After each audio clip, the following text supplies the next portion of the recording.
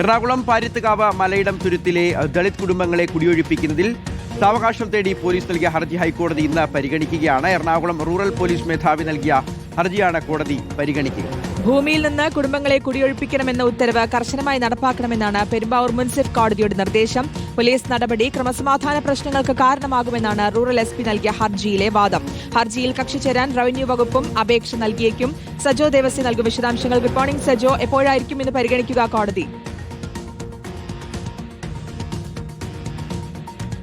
ശ്രുതി Shihas, good morning. അതായത് ഇന്ന് 11 മണിയോടുകൂടിയും ഹൈക്കോടതിയുടെ പരിഗണനയിൽ ഈ വിഷയങ്ങൾ വരുന്നുണ്ട്. വിവിധങ്ങളായ ഹർജികളുണ്ട്. യഥാർത്ഥത്തിൽ നേരത്തെയുള്ള റീസർവേ ആവശ്യപ്പെട്ടുള്ള ഹർജിയുണ്ട്, റൂറൽ പോലീസ് മേധാവിയെ പ്രതിനിധീകരിച്ചുള്ള ഹർജിയുണ്ട്. അതായത് വിധി നടത്തിപ്പിന് സാവകാശം വേണം എന്ന ആവശ്യമാണ്. ഇത് കൂടാതെ സർക്കാർ കൂടി, അതായത് റവന്യൂ വകുപ്പ് കൂടി ഭൂമിയിന്മേൽ അവകാശവാദം ഉന്നയിച്ച് തങ്ങളെ കൂടി കേൾക്കണം എന്ന ആവശ്യം മുന്നോട്ട് വയ്ക്കും സർക്കാരിന്റെ കൂടി ഭാഗത്ത് നിന്നാണ് നമ്മൾ മനസ്സിലാക്കുന്നത്. അതായത് പാരിത്തുകാവിലെ 2.65 ഏക്കർ ഭൂമിയിൽ താമസിക്കുന്ന 7 ദളിത് കുടുംബങ്ങളെ അവിടെ നിന്ന് കുടിയൊഴിപ്പിക്കണം എന്നതാണ് കോടതി ഉത്തരവ്. സുപ്രീം കോടതിയിൽ വരെ എത്തിയ കേസാണ്. അതായത് കോടതി ഉത്തരവുകളെല്ലാം അവർക്കെതിരാണ്. പക്ഷേ നാളുകളായി അവർ പ്രതിരോധം ഉയർത്തുന്നു. അവിടെ നിന്ന് ഇറങ്ങിക്കൊടുക്കാൻ കഴിയില്ല. അതുകൊണ്ട് അവിടെ തന്നെ തുടരാൻ കഴിയും വിധമുള്ള സാഹചര്യം ഒരുക്കണം എന്നതാണ്. അപ്പോൾ സ്വാഭാവികമായും വലിയ ജനകീയ പ്രതിരോധം ഉണ്ടായി. സർക്കാർ അവർക്കൊപ്പം എന്ന നിലപാട് സ്വീകരിക്കുകയും ചെയ്യുന്നു. പക്ഷേ കോടതി നിലപാട് വളരെ നിർണായകമാണ്. ഈ കേസുകൾ ഹൈക്കോടതി പരിഗണിക്കാനിരിക്കെയും അഭിഭാഷക കമ്മീഷന് വേണമെങ്കിൽ വിധി നടത്തിപ്പിനായി എത്താം എന്നൊരു സാഹചര്യമുണ്ട്.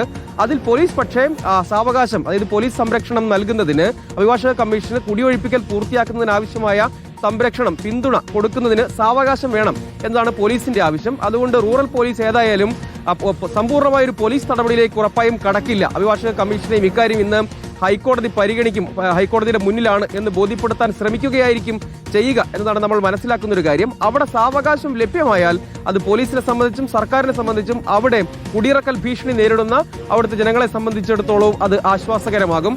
തുടർന്ന് അങ്ങോട്ടേക്ക് നിയമപരമായ മറ്റ് സാധ്യതകൾ തേടാൻ ശ്രമിക്കാവുന്നതാണ്. മറ്റ് സൊല്യൂഷനുകൾ ആലോചിക്കാനും ഒരു സാവകാശം ലഭ്യമാകും എന്നതാണ് ഇതിലെ പ്രധാനപ്പെട്ട കാര്യം. അതോടൊപ്പം തന്നെ CPIMന്റെ നേതൃത്വത്തിലുള്ള ഒരു ജനകീയ സമരസമിതി അവിടെ സമരം തുടരുന്നുണ്ട്.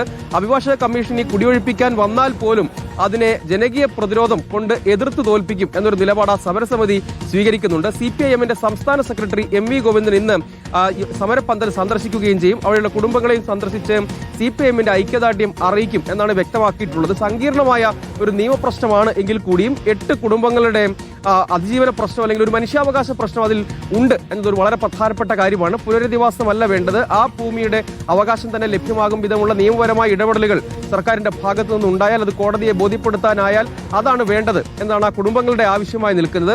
അപ്പോൾ അതൊരു സങ്കീർണമായ പ്രശ്നമാണ്. കോടതി എടുക്കുന്ന തീരുമാനം എന്തായാലും ആ കുടുംബങ്ങളുടെ കാര്യത്തിൽ, അവിടുത്തെ ജനകീയ സമരത്തിന്റെ കാര്യത്തിലൊക്കെ വളരെ നിർണായകമാണ്.